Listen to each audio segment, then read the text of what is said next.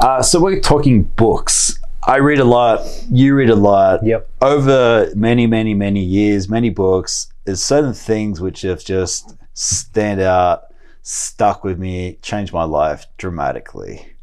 How to Win Friends and Influence People. Yep, which I finished that book finally. Do you like it or not? Yeah, it was really cool. Yeah, for me, one of the main things out of that, don't criticize, condemn, or complain. Yeah. And I never criticize, condemn, or complain, nor have I done for years now, 5, 6, 10 years. Life changer. Yeah. If you speak negatively, you think negatively, you complain about people, your life's crappy. Totally. And when you stop doing that, your life, that's one of the biggest things I've ever read that has stuck with me. Hey, even dealing with bad situations, like your reservation's messed up at a hotel or something, and you just want to get pissed, you're tired, you've been traveling all day, and that book kind of describes, like, instead of just being pissed and yelling at them and, trying to anger your way through, your situation and get something better, like, just try and be cool and nice and like, hey, I understand, like, put yourself in someone's shoes. Yeah. Something else, right? Yeah, which is what you're getting at. Exactly, putting yourself in their shoes. So I think that was a good part of the book that kind of stood out to me. Have you read 7 Habits of Highly Effective People by Stephen Covey? I read part of it.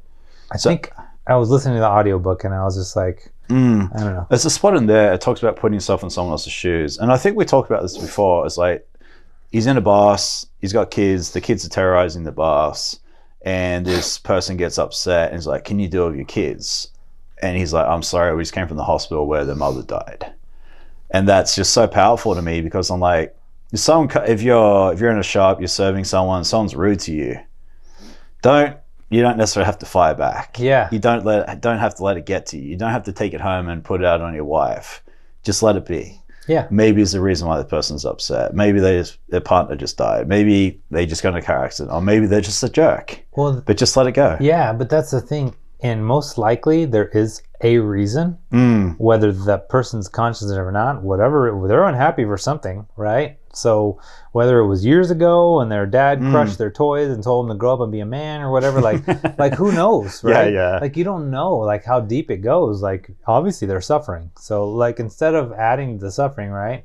Like Gandhi said, eye for an eye, instead of just like going for it and taking their eye out, like, he try and just let it go. Like, they got some healing to do, like, they got some. Yeah, if anything, be sorry for the person. That's right? how I feel. Yeah. I always feel bad. I'm like, man, that would suck to be them. Could you imagine? I always tell my wife, could you imagine being them? Like, what that feels like every day? You don't need to go and take it out on someone else either. No. Have you ever read Man's Search for Meaning? No. It's a concentration camp, World War II. And he's a psychologist, and he talks about when he watched people give up. So they're in they're in the concentration camp. Yeah. And when people give up and they decide to let go and die. And he talks about and he's very big on, it's not what happens to you, it's how you react and what happens to you. Yeah. And I know that's a very extreme. He was in the concentration camp. He was in the concentration camp. Yes, I remember that story. And that's a very extreme, I couldn't think of a worst case scenario. Totally. Talk about putting theories to the test. But being able to stay positive and not let the environment, not let everything going on around you get to you, and continue to strive to live. I always think about this. It's no matter what's going wrong with my life, I'm like, there's a million other things that could be going wrong. Totally. It could be so much worse than what it is. Yeah. You could have been born in lots of different places. Yeah, no arms, no legs, whatever. You're in a wheelchair, whatever it is, like, it can always be worse. Yeah. And I know that's hard when something really, really bad goes wrong, but what's the alternative is you get caught up, you get upset, and it doesn't really help the situation. No. But that's easier said than done, right? Yeah. Well, I mean, considering that, like, all of our life experiences are based on the emotions we feel, right? Like, our emotions are what kind of determine how good or not good we feel. So how we deal with situations is literally going to determine our whole life, because all we're doing is dealing with situations. Yeah, every moment, right? Constantly. Yeah. So from driving to work to dealing with work, from goals you want, from your wife when you get home, like, everything's a situation you have to deal with, and how you deal with it is going to determine everything about your life.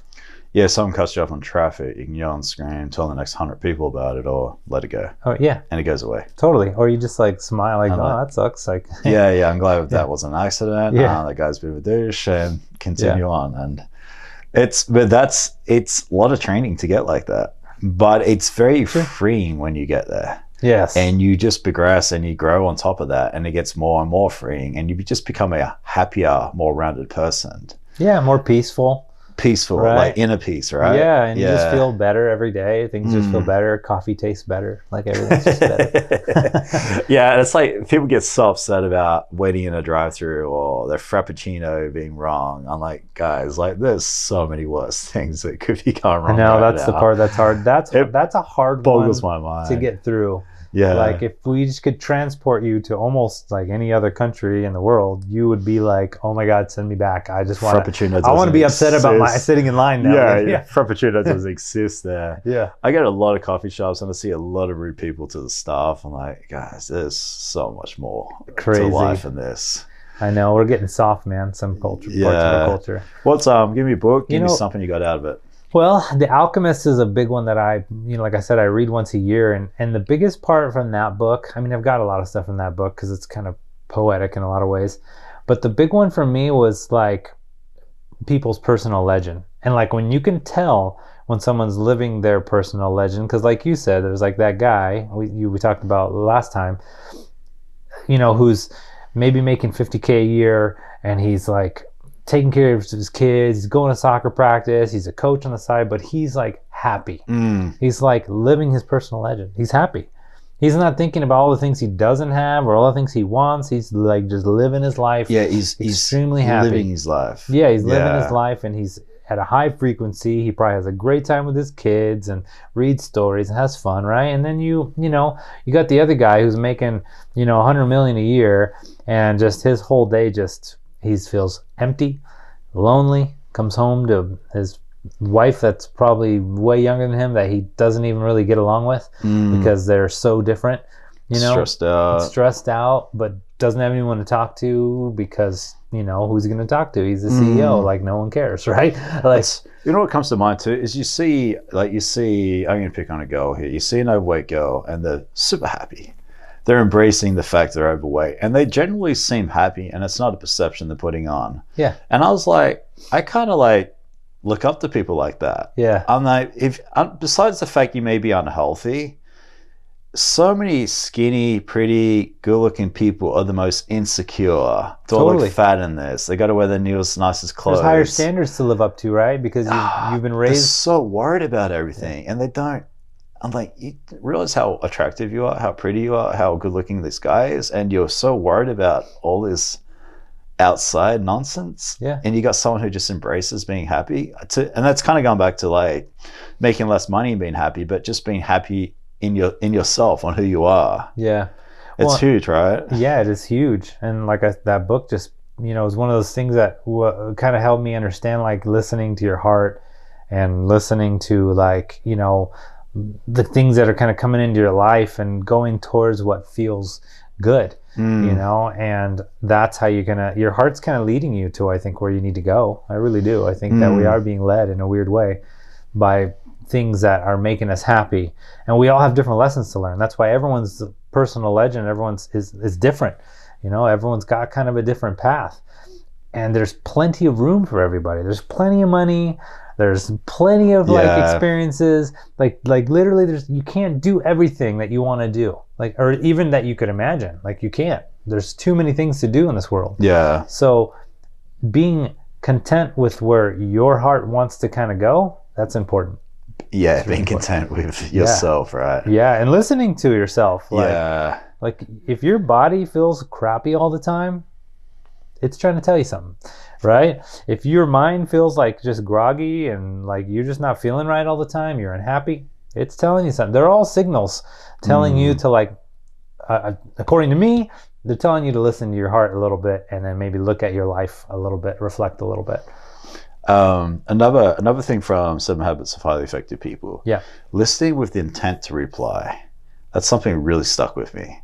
So if I tell you about, hey, my dog's been sick, you're not listening to me. You're listening, and what you're hearing, or not you specifically, but most people are hearing that, hey, my dog was sick last week. I can't wait to tell you about that. Or my friend's neighbor's uncle's dog was sick, or they just died from parvo. And you're not actually ever listening to what I'm saying. You're just listening with intent to reply. And when you actually stop and you listen properly and you take it in, it's so much better. Yeah. But the problem is, I find if I'm really listening and then something really important, something not important, something like really good I want to talk to you about, I'm so intent on listening to you that I forget what I'm going to say. And I was like, damn it, I had something really good, but I was really trying to give you 100%. Sure. And I wasn't on my phone and I wasn't distracted and I wasn't trying to tell you about myself, because everybody wants to talk about himself. Of course. Yeah. I agree. So that's something that's really Listening stuck with me. is so important, and a book that actually helped me, that stuck with me from that, was Anger by Thich Nhat Hanh, the Buddhist monk. That book Anger talks a lot about, like, if somebody's really angry, to like genuinely deeply listen to them without trying to fix their problems, solve, give them tips, without just having to fill empty space, just listening them deeply. And I found over the years, because I've done it many times. Obviously, when we're recording this stuff, I'm trying to think of what we're going to talk about next. So I do have a little bit. Oh yeah, there's a balance, right? Yeah, Sure. I'm listening to you, but I'm also like, okay, trying to keep the how conversation do rolling. let's keep it rolling. But when I'm talking to somebody that's maybe really angry, I just listen. I don't talk at all. I just listen. And I can tell by the end of the conversation, when you generally listen to someone, it's like you let them squeeze out some like vile stuff inside them that they can clear up their head, and then they feel better. And they feel like they can clearly like look at things. If I would just sit there and try to give them things to talk back, and then they're kind of listening to me, but they're not fully like letting out the toxic. Like letting them vent in a way, right? Yeah, letting them just let it all out, man. Like they'll feel so much better if you genuinely listen. And that was a weird realization, like when I experienced it a few times. I experienced it with my wife, I experienced it with my kids, I experienced it with my teenagers. Like, I mean, I've experienced it so many different ways. That's kind of put yourself in someone else's shoes, because if I was in their shoes and someone was generally just listening to me, how would that make me feel? Yeah. And I'm guessing that would probably help you a lot if someone just sat there and listened. Totally, like really listened. Yeah. They didn't just sit there and let you talk. Like, you really just hung on to every word and really listen to them and take it in and like feel their feeling. And you'll find that it almost like cleanses them of that pain a little bit, at least maybe enough to like have a better thought and figure out how to fix it instead of continuing on. That's interesting. Yeah.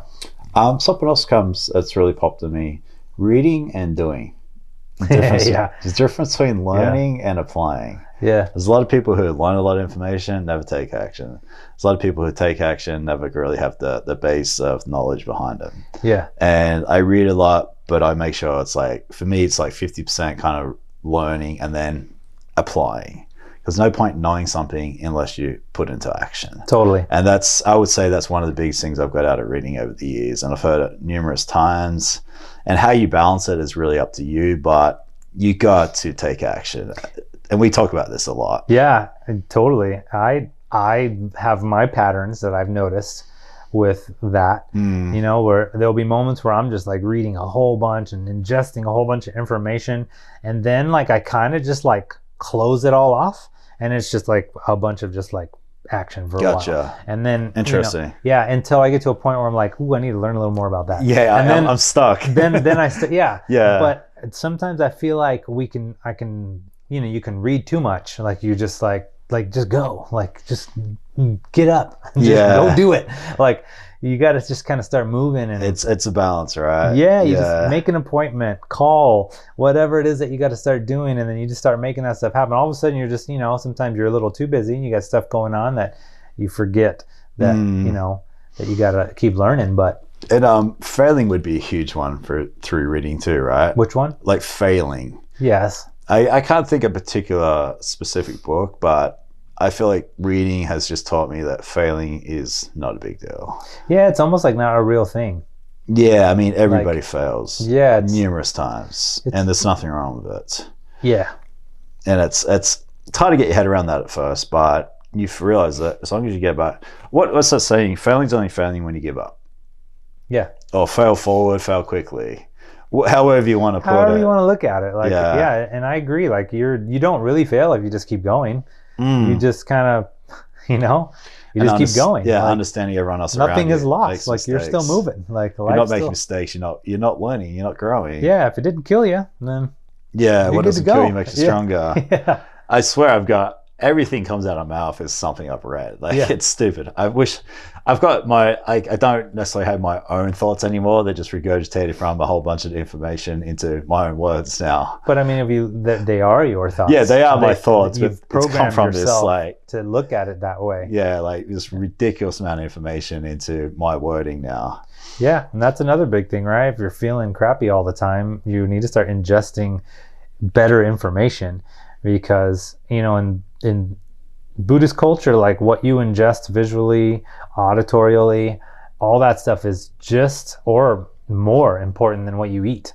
So like, we as a society are so focused on the food we consume, but we don't even think twice about the songs we listen to, or the movies we're watching, The news, or the the paper, news, yeah. or whatever information we're digesting. You literally just we just go, oh, I like scary movies, I'm gonna go watch. But what is that actually doing to you? Like, what are you actually putting in your mind? Like, no one considers those things, and no one talks about those things, because it would change. The industries would change if we actually were more conscious of that. Just like the food industry is slowly starting to change. You see a lot more vegetarians and vegans and more health conscious foods. I mean, think about 10 years ago. Did you have like a protein house shop where you could just go and get like health food and stuff? No, not really. Maybe there was one in Hollywood somewhere, but not really. And now it's becoming standardized, where it's like everywhere it kind of has their vegan or vegetarian option, or there's health food places everywhere. There's gyms everywhere, but we're not focused on the other stuff we're consuming quite yet. We haven't evolved to that yet. But I think we will. It's funny how you say consuming. Like, if I see something bad, I don't look at it. Yeah. I don't watch the news. I don't read the paper. I don't go seeking out bad things. And I don't know if it's a good thing, a bad thing, but it's the way I do it. I don't talk about bad things. I don't get wrapped up in bad things. If something bad happens to me, I get past it and I move on. I talked about this other day on a podcast, was like Oprah, Zig Ziglar. He goes, watch the news, watch negative stuff. It's the worst way of starting your day. Yep. And when I stopped doing that, I realized, like, everyone else does that, and everyone else talks about this. When you don't consume that stuff, you don't think that way. You don't become negative. You don't. Yeah. You kind of break. It's kind of goes back to like breaking yourself free again, right? It's so like, I like what you said, not just like what you eat, but it's your environment, what you're consuming, what you're around. I don't watch scary movies. Yeah, me neither. I could, but I don't feel the need. And I'm not dissing anybody who does. For me, I don't need that in my life. It seems like, why would I want to put those feelings inside me? Yeah, that's kind of what I'm getting at. And I mean, I'm not a scaredy cat or anything. I'm just, it's just not for me. I don't want to see it. It seems like a waste of 2 hours. Yeah, so I don't know. What's up? I know why teenagers would do it, because they want to go with their girlfriend and they want her to get scared, so they hold hands. Yeah. Like, I get all that. Like, I guess that's really the only purpose for a scary movie. That's why they're crazy. Just get your arm around her. It's okay. I've got you. While he's like, oh my God. He can't sleep when he gets home, right? He's got the light on. I'm like, oh, you big 17-year-old. I like that. What's another book, another little thing you got? Oh, another There's so book. many, right? There is so many. I can't even remember the author. It's like how to like reprogram your brain. He was a chiropractor, but now he's kind of super into like neurology, and I can't remember his name, but the book stuck with, like, lots of parts of that book stuck with me, just like more like on the quantum physics and how, we affect our environment when they're running all these quantum physics tests, and how they can see how intention and thought manipulate the tests to kind of come out the way that they want them to, which signifies that maybe we're actually affecting our environment with our actual thoughts and feelings, as in a frequency that we're releasing, which I find really interesting, because, I mean, Buddhists have been talking about it for years. Lots of different spiritual people have been talking about that kind of stuff for years. And it just makes you kind of wonder, like, do we really have, like, maybe a little bit of an influence on how things happen to us just based on our energy? Okay. I mean, if we all break down to being basically energy in this world, right? Like, and a manifestation of all the things around us. Like, to break it down more simply, you know, we're not just like humans. We like, where did we came from? You know, water and protein and meat, and like we came from all these other things, which those things came from the sun and from rain and from grass. And like when you think about how we even manifest into the world, it kind of makes you curious about how maybe we affect it, and why are we the only ones that can make decisions, and how can we use that? How are we more powerful than we realize, right?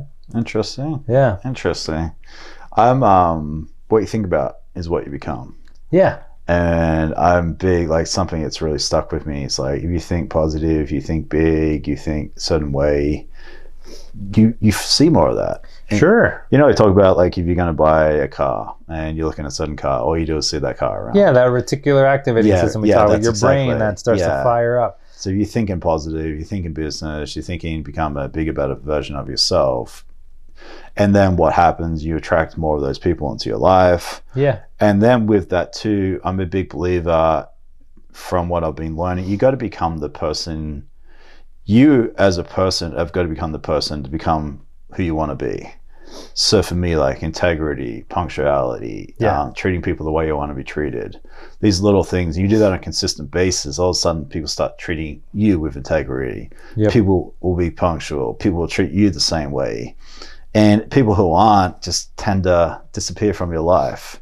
And you just start to have better quality people around you, a better environment. You have the people that you're willing to tolerate around you. That's what you have. You know? People you strive to be more like. Sure. I think it's more like that you're always going to kind of get the things you tolerate, right? So like if you tolerate your kids doing certain Tolerate's things. a good word, right? Because I don't have anyone in my life. Because that's kind of the bar. Yeah. Right? Like there's what you will tolerate and what you won't. Right? And usually that's interesting. And you see certain people that are like, their bars just set really low, with like they'll just tolerate a whole bunch, you know? And they'll complain about it, and they'll talk about it, and talk negatively. But they'll still let it happen. And they'll still let it happen. Yeah. Like for me, those that don't increase you will eventually decrease you. Someone's not adding value to my life, they're not in my life. Yeah. And I don't think I'm better than them. I don't think this or that. I just don't want them around. I'll associate with them here and there, but they're not going to be a close influence on them. They're not going to be someone like you, a close influence. Yeah. Because you're providing value, helping me become a better person. Well, and they say, and I agree with this, like really good people that are good for you are not necessarily going to pull you up, but bad people will push you down. You know? Like, we'll welcome you if you show up, but you're going to have to like come up, right? Like, like we're not, like there's not going to be a bunch of people like sitting there like, come on, buddy. Come on, like, you know. But on the flip side, if you're around a bunch of bad people, they will bring you down to their level. They will pull you down. Yeah, it's like a anchor, right? Yeah, it weighs on you. It's like the crabs in the box. You know, that's exactly. They won't let the other crab escape. Like, you can't. Yeah. So for me, just constantly trying to be that better version of myself, so I can attract better things into my life. Yeah. What else you got? As far as books go, I didn't have much time to think about it. So trying to think what else I got. I got so many. I know, that's the thing, is there's so many, and some of them all like mixed together, and I forget which book is which now. Yeah, even like baby steps, like how to get anywhere. Take one step at a time. Yeah. Steve Harvey's book. Have you ever read that? No. It's so I didn't like Steve Harvey at first. I don't know why. I just didn't. Yeah. And then I read his book, and I love him. Yeah. And he talks about just jump in. 2 feet, jump in. Yeah. Burn the bridges, cut the ropes. What's your way of saying it? You've got a different way. Yeah, burn the boats. Burn the boats, like, and he's like, jump in and figure it out on the way down. And Jerry Weintraub, I'll stop talking when I'm dead. That's something that really stuck with me, was he would say yes to everything, and then he would figure it out. Yeah. And I mean, he would say yes to stuff that he had no right on saying yes to, and he would just jump in 2 feet, figure it out on the way down. Yeah. And some of the stuff he got away with and pulled off was amazing. But just by having that mindset. Yeah, Richard Branson talks about that too. And he does. Think, and like, what is it, being virgin or becoming virgin again or something like that. Yeah, he talks about that. So if there's an opportunity that comes up and you get offered it and you don't know how to do it, just take it, and then figure it What's out. worst that can happen? Yeah. Yeah. Yeah, so that's really cool. You know, a book that you reminded me of a book that really stuck out to me too, that gave me a lot of tidbits in life that I realized are there that I didn't really think about before, is that Matthew McConaughey book, The Green Lights. Yeah, I love that book. Is like when life's going, like when you're in the right path, if you will, for yourself, green lights start to appear. You know what I mean? Like you start to feel like, oh, yeah, I'm going happened? the right direction. Oh, I'm yeah. not forcing. My hand's not being forced. Yes, you're not being forced. You can tell like you're in the right path for like where you need to go. Yeah. And I would say this podcast is like that for sure. Yeah. Definitely. I definitely feel like I'm networking the right people. I'm having the right conversations, and it's taking me where I know it's giving you a green light. Like it's this is where you gotta go. a green light. Yeah. And I'm not even pushing it hard. It's just organically coming, and I know that's an even better sign. Yeah. Yeah, it is. So yeah, summarize reading. I cannot stress it enough, right? Yeah, reading, and then the part I'd stress even more is the doing part. Yeah. Because you'll definitely, if you read 2 books, but you do a whole bunch, you'll learn a lot and you'll get a lot further than somebody who reads 100 books and doesn't do anything. Yeah, there's a thing I saw on TikTok. This guy was like, just read 4 or 5 books, but just read them over and over and over and take what they say and put it into action. I agree with that. Yeah. For me, I'm trying to learn multiple different things, and I like to learn I like to hear it from different perspectives and different backgrounds, different experiences. But whatever it is, it's learning and then applying. Totally. And if you're pulling one thing from every book you read, great.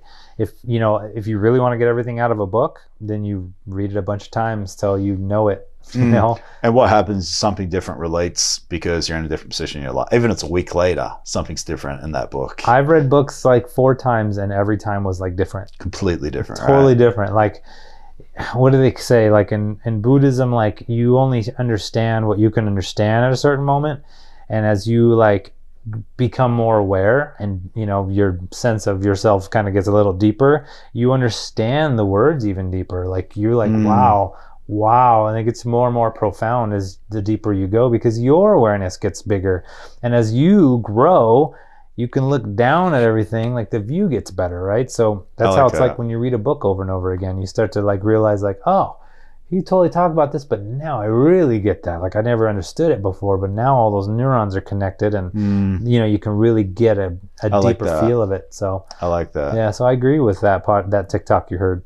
Definitely read them a bunch of times. If you read one investment book and you don't fully understand it because of the jargon and the terms and this, read it 4 times. Listen to people talking about investment stuff more often. All of a sudden you'll know exactly what they're talking about. You know, when they say like, it's got this much EBITDA and this much that, and you'll be like, oh no, you'll just know. You won't have to go through that process. Yeah, my way. If you can't teach it, you don't know it. Yeah, that's how I use it for myself. I don't know if you can relate to that, but I can. I also think if you want to master something, you can teach it, and that's how you'll master it. Yeah, that's a good way too. Yeah, but yeah. If I can't clearly explain autophagy, I don't know what the hell I'm talking about. So yeah, read and apply. It will change your life. Yes, it will, definitely. Cute. Cool, man. Oh, that's good.